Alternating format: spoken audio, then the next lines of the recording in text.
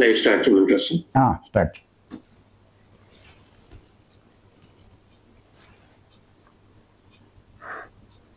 Okay sir.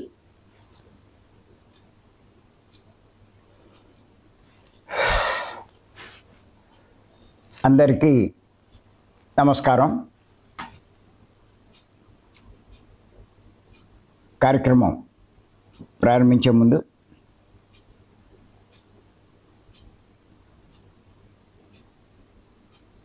గురువు గారు బ్రహ్మర్షి పత్రి గారికి ఒకసారి మనం ధన్యవాదాలు చెప్దాం.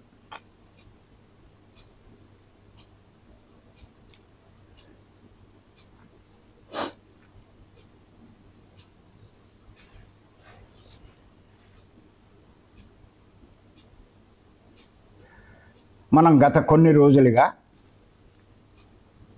ఒక విషయం చెప్పుకుంటున్నాం, యోగీశ్వర్ల సందేశాలు.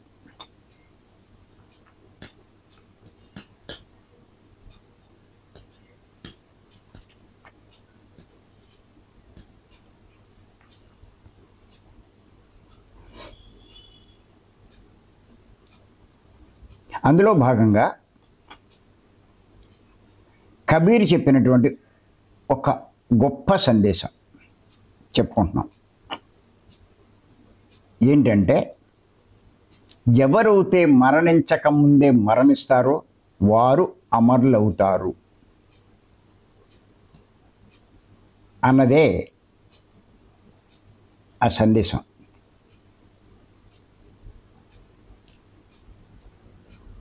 నిజంగా కబీర్ ఇచ్చినటువంటి ఈ సందేశం చాలా చాలా ముఖ్యమైనది.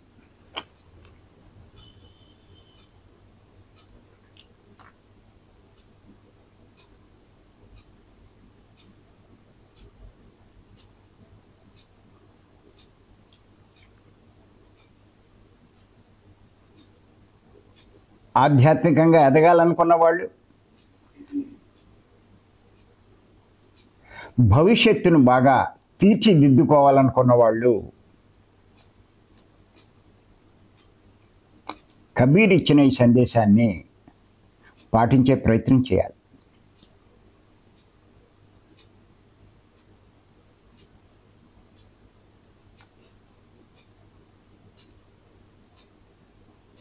ఎంచేతంటే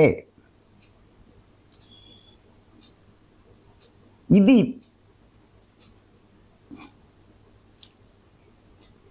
మీరు సాధించగలిగితే ఎన్నో విషయాలు మీరు తెలుసుకుంటారు. ఏం చెయ్యాలో తెలుసుకుంటారు, ఏం చేయకూడదో తెలుసుకుంటారు.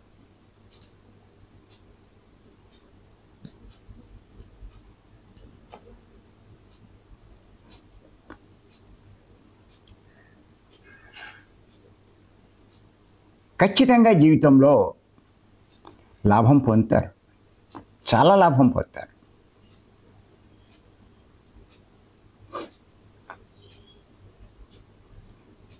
ముఖ్యంగా వచ్చే ఒక గొప్ప లాభం ఏంటంటే, మీ సమయాన్ని పూర్తిగా సద్వినియోగం చేసుకుంటారు.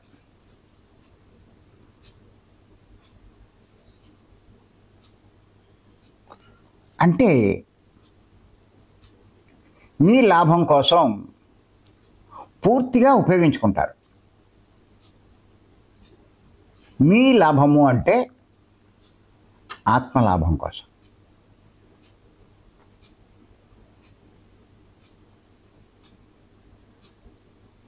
ఆత్మలాభం పొందితే మీరు లాభం పొందినట్టే. ఇంచేతంటే అందరూ ఆత్మలే. ఆత్మలాభం కోసమే భూమి మీదకి వస్తున్నాం. కానీ జీవితం అంతా దేహలాభం కోసమే కృషి చేస్తున్నాం. ఆత్మలాభం కోసం వచ్చి దేహలాభం కోసం పాటుపడుతున్నాం. చనిపోయి పైకి వెళ్ళిన తర్వాత అర్థమవుతుంది ఎంత వృధా చేసుకున్నాం జీవితాన్ని అని చెప్పి.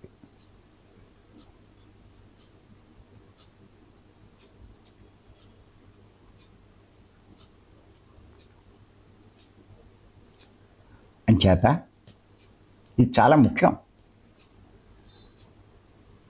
మరణించిన తర్వాత ఏం జరుగుతుందో మాకు ఎలా తెలుస్తుందండి అంటారు.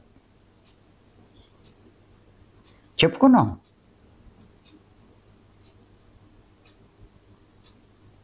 దాని మీద దృష్టి పెట్టి ఇవి తెలుసుకోవాలి అంటే ఖచ్చితంగా తెలుసుకుంటారు. సహజంగా ప్రతి ఒక్కరూ చనిపోయాక ఎలాగ తెలుసుకుంటారు. తెలుసుకున్న తర్వాత ఉపయోగం లేదు. అది తెలుసుకున్నా కూడా ఏమీ ఉపయోగం ఉండదు.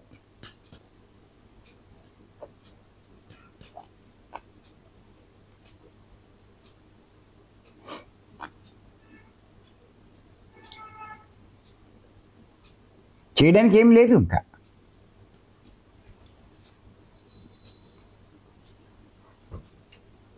కానీ ఈ ధ్యానం బాగా చేసిన వాళ్ళు మూడో కన్ను సంపాదించుకోగలుగుతారు. వాళ్ళు కూడా తెలుసుకోగలుగుతారు. లేకపోతే జ్ఞానం సంపాదించుకుంటే మరణించిన తర్వాత జరిగే దాని గురించి అవగాహన చేసుకుంటారు. లేకపోతే ఇంకా కనీసం బుద్ధి వికసింప చేసుకుంటే బాగా ఆలోచించగలుగుతారు, గ్రహించగలుగుతారు, తెలుసుకున్న విషయాలు ఆచరించగలుగుతారు. మిగతా మూడిట్ల మాట అలా ఉన్నా ఈ బుద్ధి మీరు కొన్ని నెలల పాటు దీక్షగా కష్టపడి సాధన చేస్తే ఆహార నియమాలు అంటే సాత్వికమైన శాకాహారం తీసుకుంటూ కొన్ని నెలల పాటు చేస్తే ఖచ్చితంగా మీ బుద్ధి బ్రహ్మాండంగా తయారు చేసుకుంటారు బుద్ధిని.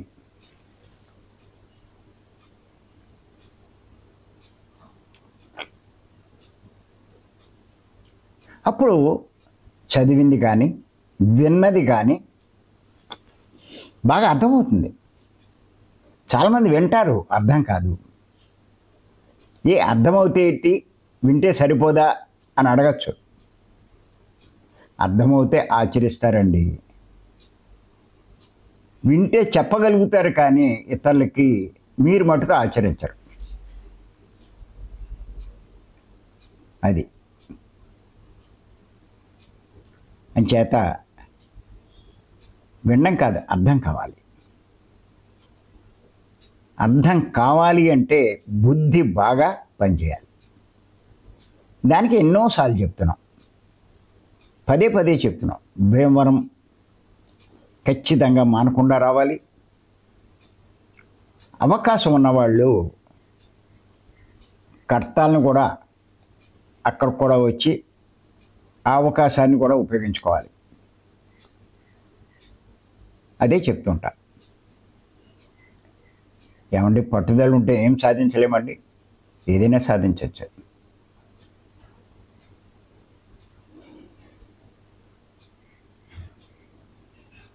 పత్రికారు పరిచయం కాకముందు నాకేం తెలుసండి? వ్యాపారం చేసుకునేవాడిని.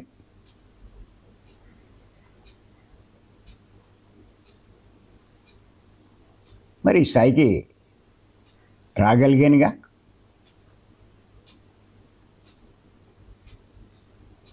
మీరైనా వస్తారు. అసాధ్యమన్నది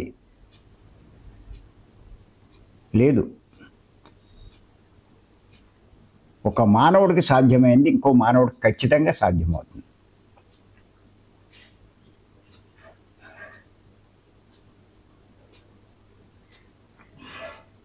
నా విషయం పక్కన పెడితే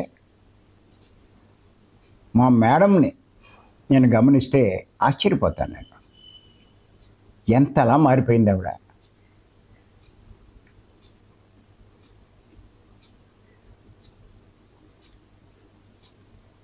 అంత జ్ఞానం లేదు అంతకుముందు. ఇప్పుడు అపారంగా సంపాదించింది. తేడా ఏమీ లేదు. సమయాన్ని బాగా ఉపయోగించుకుంటుంది. ఖాళీ దొరికితే ధ్యానం చేస్తుంది, పుస్తకాలు చదువుతుంది, అన్ని చోట్లకి తిరిగి క్లాసులు చెప్తుంది.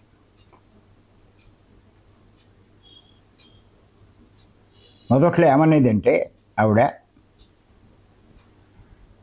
నా వల్ల కాదు మీరు చెప్పుకోండి అనేది. ఇప్పుడు అలా కాదు, నేనే చెప్తానని నాకు పోటీ వస్తుంది. ఆవిడలో అంత మార్పు వచ్చింది. ఇదివరకు ఊళ్ళకి వెళ్ళమంటే అస్తమానం నేనే ఎక్కడ వెళ్తాను, నేను వెళ్ళలేను అనేది. ఇప్పుడు నాకంటే ఎక్కువ తిరుగుతుంది. ఈ మార్పు నాకు ఆశ్చర్యం కలిగిస్తుంది. అంటే ఎవరికైనా సాధ్యమవుతుంది ఇది.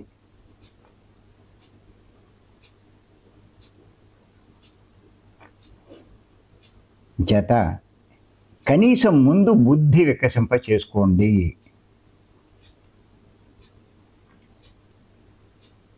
పత్రిక చెప్తారు, మరణించిన తర్వాత జరిగే దాని గురించి అనుభవపూర్వకంగా తెలుసుకున్న వాళ్ళు ఎన్నో విషయాలు చెప్పారు. పత్రిక గారు కూడా చెప్పారు, నేను కూడా చెప్తున్నాను.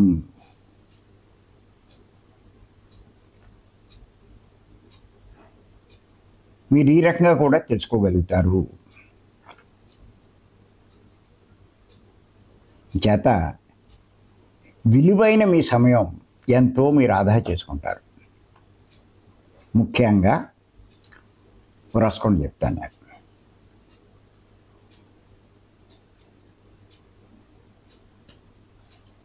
చనిపోయిన తర్వాత, ఎవడైనా చనిపోయిన తర్వాత పైలోకాల నుంచి వీరిని తీసుకెళ్ళడానికి, అంటే ఈ ఆత్మని తీసుకెళ్ళడానికి సహాయకులు వస్తారు. ఈ అవగాహన లేని వాళ్ళు కూడా వెళ్ళరు. కానీ ఎవరైతే ఇది తెలుసుకుంటారో, అవగాహన చేసుకుంటారో, ఆ సహాయకులు కూడా నిశ్చింతగా వెళ్ళిపోతారు. అక్కడికక్కడే వాళ్ళని వదిలేస్తారు.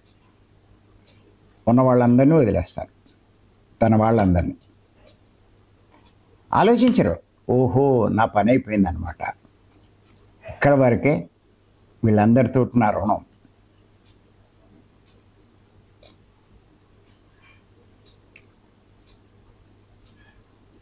అంతకుముందే ఇవన్నీ తెలుసుకుని వాళ్ళ మీద మమకారం వదిలేశారు. నాలాగే వాళ్ళు వచ్చిన వాళ్ళే ఆత్మలే అన్న అవగాహన పెంచుకున్నారు.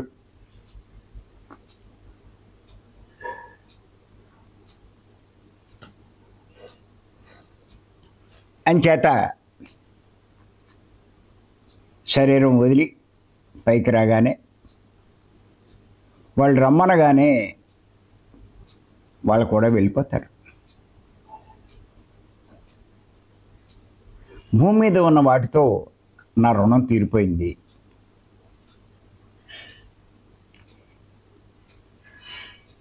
ఉన్నంతకాలమే వాటితో నాకు సంబంధం.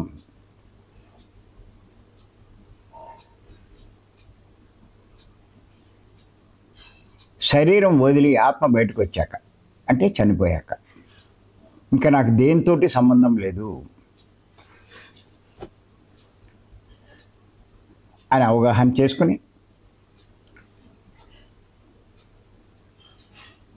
సహాయకులతో వీళ్ళు వెళ్ళవలసిన లోకాలకు వెళ్ళిపోతారు. ఇంకొకటి ఏంటంటే, ఇక్కడ మీరు గుర్తుపెట్టుకోండి, ఎప్పుడైతే మీరు ఈ విషయం తెలుసుకుంటారో, మరణించిన తర్వాత ఏం జరుగుతుందో అన్నది తెలుసుకుంటారో, మీ నిజ జీవితంలో కూడా, అప్పటిదాకా జీవించిన జీవితంలో కూడా మీకు అంటే ఆత్మకు లాభం కలిగించే పనులే చేస్తూ ఉండడం వల్ల, ఆ పనులన్నీ చేయడం వల్ల మీరు చాలా గొప్ప లోకాలకి చేరుకుంటారు. చాలా గొప్ప లోకాలకి.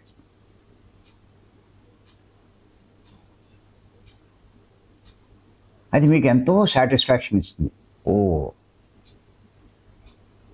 నేను చేయవలసిన పనులు చేశాను, అందుకే చేరవలసిన లోకాలకి నేను చేరుకుంటున్నాను అని చెప్పి మీరు ఇంకా ఎంతో సంబరపడతారు, సరదాపడతారు. ఎందుకంటే చనిపోయిన తర్వాత ఇంకా గొప్ప లోకాలకు మీరు వెళ్తున్నప్పుడు ఎంతో సంబరపడిపోతారు, ఆనందపడిపోతారు.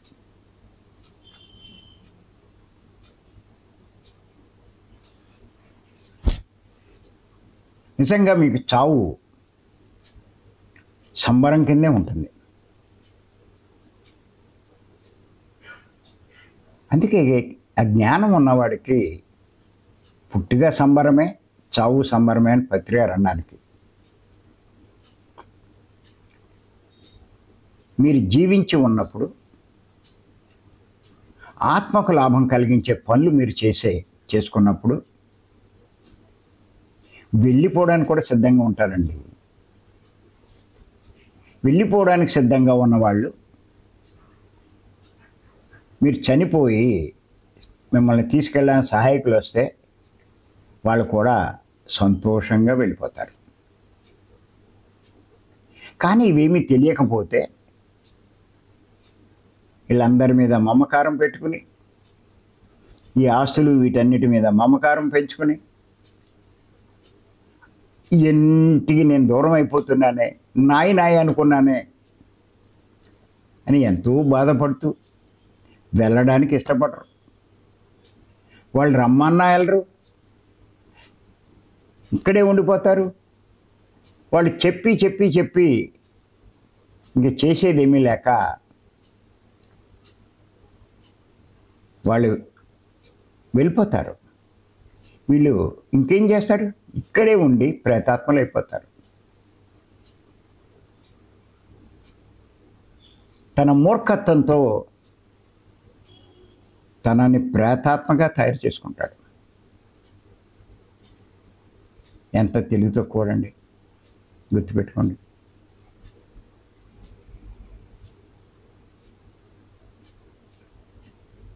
మీరు ఒకటే గుర్తెట్టుకోండి, జీవించి ఉన్నప్పుడు లాభం కలగడం కాదు,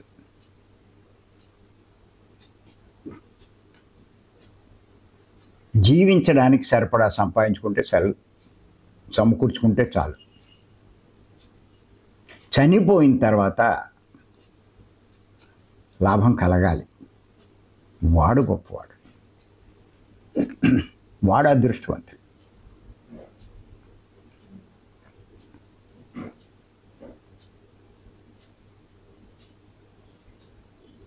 అవగాహన ఉంటే కనుక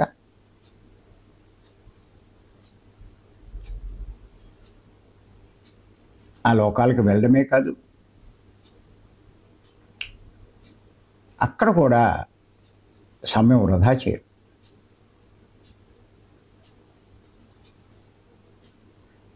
తర్వాత తాను చేసేదానికి గురించి ఆలోచిస్తూ అనుగుణమైనటువంటి జన్మ కూడా తొందరగా తీసుకుంటాడు.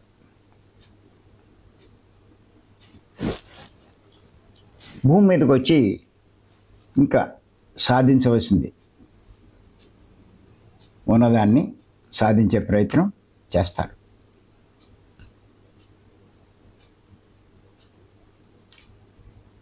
ఇదంతా లాభమే. అంచేత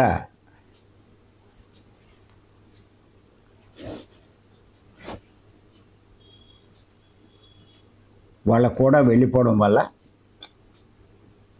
వీళ్ళు కొన్ని వందలే కాదు వేల సంవత్సరాల సమయం వృధా కాకుండా చేసుకుంటారు.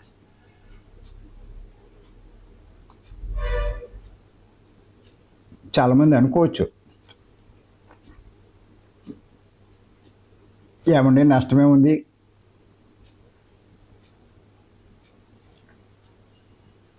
మళ్ళా ఇంకో జన్మ వస్తుంది, 100 సంవత్సరాలు వేస్ట్ అవుతాయింది, 1000 సంవత్సరాలు వేస్ట్ అవుతాయింది.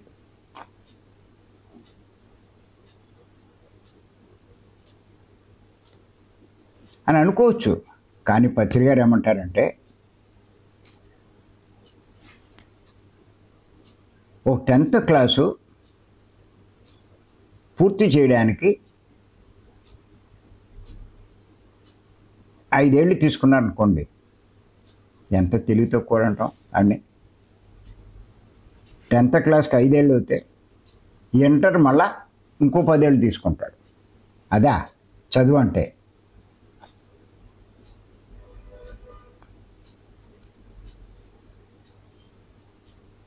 ఓ జన్మ తర్వాత ఇంకో జన్మ తీసుకోవడానికి 1000 సంవత్సరాల?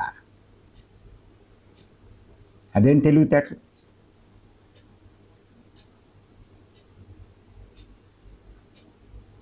తన లక్ష్యం పూర్తి చేయడానికి ఎంత తొందరగా పూర్తి చేసుకుంటాడో వాడు గొప్పవాడు, వాడు అదృష్టవంతుడు.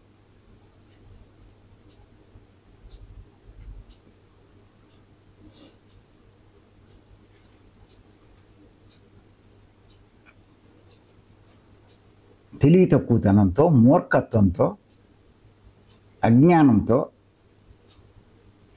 బుద్ధి లేమితో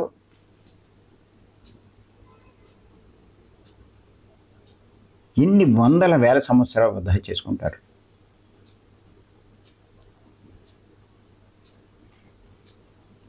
అంచేత గుర్తుపెట్టుకోండి, పత్రిక వృత్తినే చెప్పరండి మనకి.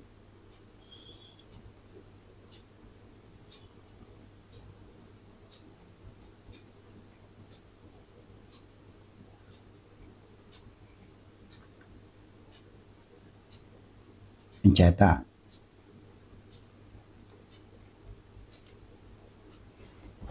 చావు మనకి లాభం కలిగించాలండి, నేను చెప్తున్నాను. నేను ఇక్కడ ఉన్నవారు కానీ ఇక్కడ ఉన్నవి కానీ ఏది శాశ్వతం కాదు. ఎవరితోనూ వేటితోనూ మనకు సంబంధం లేదు. ఈ విషయం గుర్తుపెట్టుకోండి, మీరు పెద్ద అక్షరాలతో రాసుకోండి. ఎవ్వరితోనూ వేటితోనూ ఆత్మైన మనకు సంబంధం లేదు.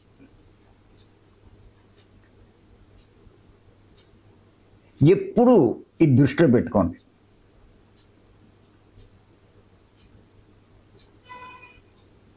నాకు ఆ ఇబ్బంది వచ్చిందండి, ఈ ఇబ్బంది వచ్చింది, ఎవడేం చేస్తాడు? నువ్వెవరో నువ్వు గుర్తుపెట్టుకో. అందుకే అంటాను, నేను ఆత్మను అన్ని చోట్ల రాసుకోమంట.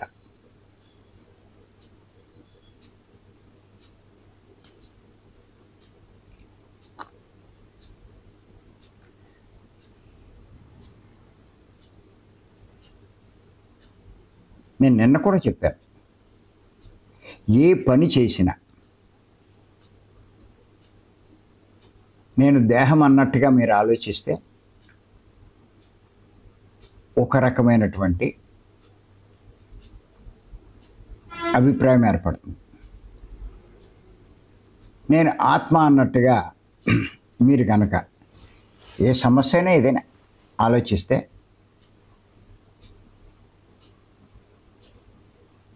దానికి పరిష్కారం ఇంకోటి అసలైనది అర్థమవుతుంది మీకు. ప్రతి ఒక్కడు కూడా తెలుసుకోవాలి ఇది.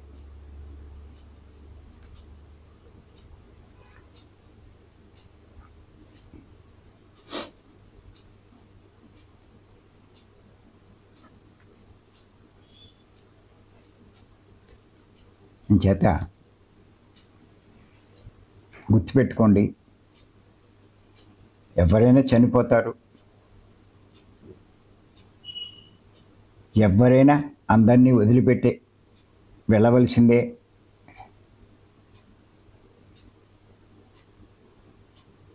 అన్నీ వదిలిపెట్టి వెళ్ళవలసిందే.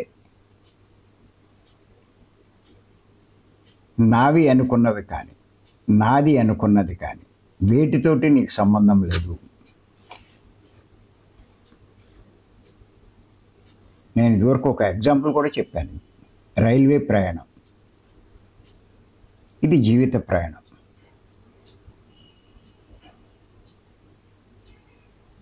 రైల్వే ప్రయాణంలో నాదనుకున్నటువంటి సీటు, బర్త్ గమ్యం చేరగానే మాట్లాడకుండా వదిలేసి వెళ్ళిపోతాం. ఇంకా గమ్యం దగ్గరకు వస్తూ ఉంటేనే లేచిపోతాం. చూసుకోండి, కొంతమంది మరీ ముందు కంగారు వెళ్ళి గుమ్మం దగ్గర నుంచి ఉంటారు.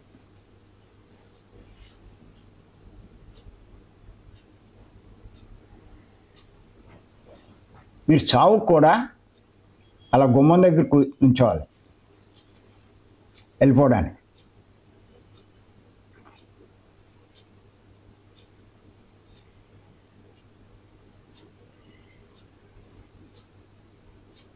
నాకు నవ్వు వస్తూ ఉంటుంది.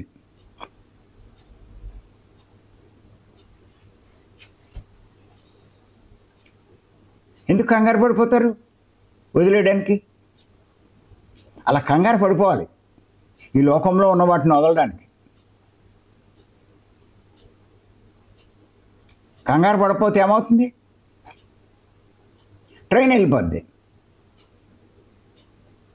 మీరు కంగారు పడిపోతే ఏమవుతుంది? వచ్చిన వాళ్ళు వెళ్ళిపోతారు. తర్వాత ఉంటాయి పాటలు, ట్రైన్ వెళ్ళిపోయాక అందులో కూర్చుంటే. ఆ సీటు గలవాడు ఇంకోటి వస్తాడు, నీ ఇంకా అక్కడ సీటు ఉండదు. ఎన్ని తిప్పలు చూడండి అక్కడ. అదే ఎక్స్ప్రెస్ అవుతాయి, ఎక్కడో 2-3 గంటల తర్వాత అవుతుంది. మళ్ళీ అక్కడి నుంచి ఇంకోసారి ట్రైన్ పట్టుకుని వెనక్కి రావాలి. ఎన్ని తెప్పలో ఒకసారి చూడండి.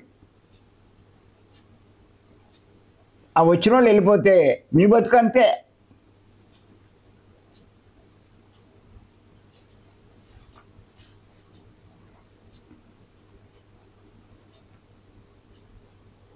ఏం చేయాలో తెలీదు, ఎక్కడికి వెళ్ళాలో తెలీదు.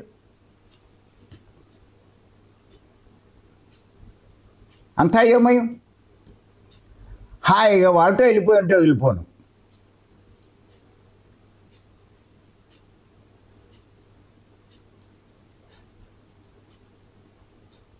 ఆ సీటు మీద మమకారంతో అలా కూర్చుండిపోయారు అనుకోండి,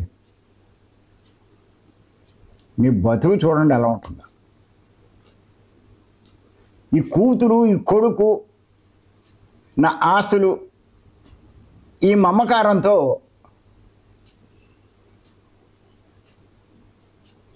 ఇక్కడ ఉండిపోతే మీ బతుకు అంతే.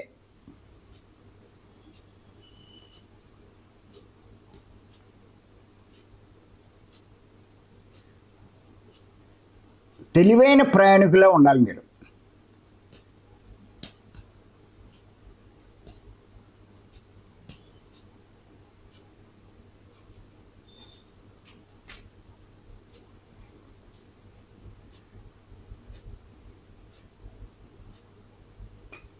మీరు వందే భారత్ ట్రైన్ చూడండి. ఆడిలా టైం అయిపోయగానే గంట ముగిస్తాడు, డోర్లు వెంటనే మూసిపోతాయి.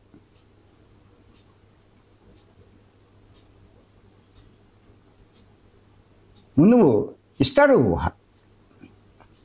హార్న్ మోగిస్తాడు.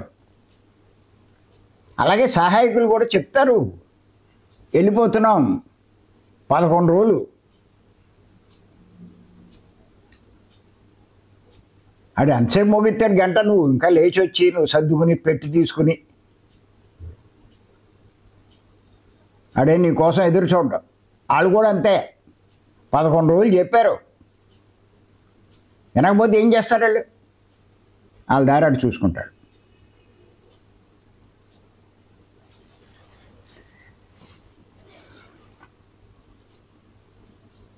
అంచేత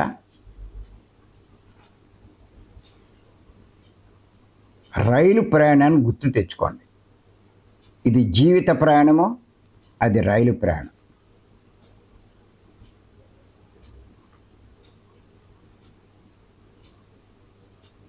ఏది శాశ్వతం కాని వాటితో మనం జీవిస్తున్నాం, మాయా ప్రపంచంలో జీవిస్తున్నాం, ఉండని వాటితో జీవిస్తున్నాం, ఉండని వారితో జీవిస్తున్నాం, సంబంధం లేని వారితో జీవిస్తున్నాం.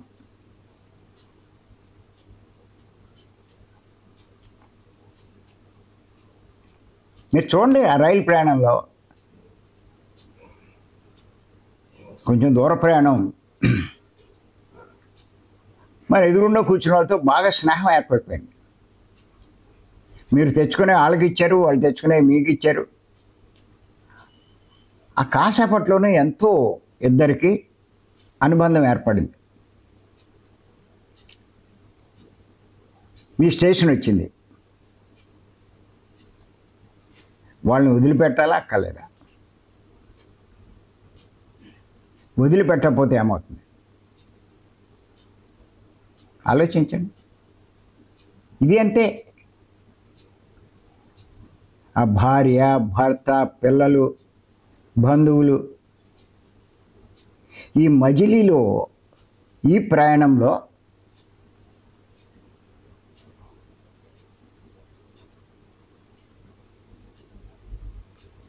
అనుబంధం ఏర్పడింది.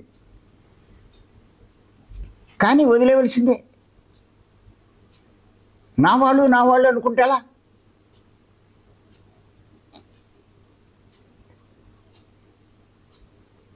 గమ్యం చేరితే దిగిపోవలసిందే.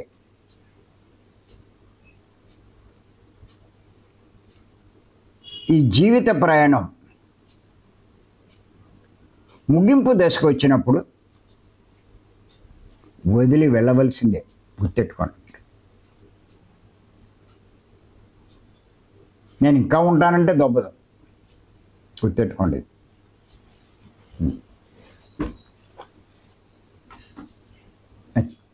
చేత ఈ సందేశం మళ్ళా వినాలి, బాగా అర్థం చేసుకోవాలి. నా కూతురు గురించి, కొడుకు గురించి ఆలోచిస్తారు, మీ గురించి ఎందుకు ఆలోచించరు?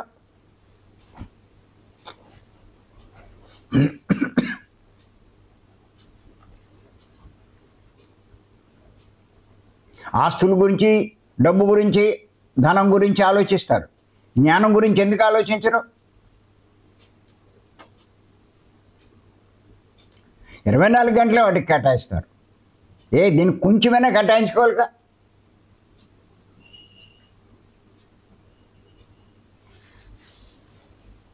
చేత మరి ఈ అవకాశం ఇచ్చి మీ అందరికీ ధన్యవాదాలు చెప్తాను. Thank you.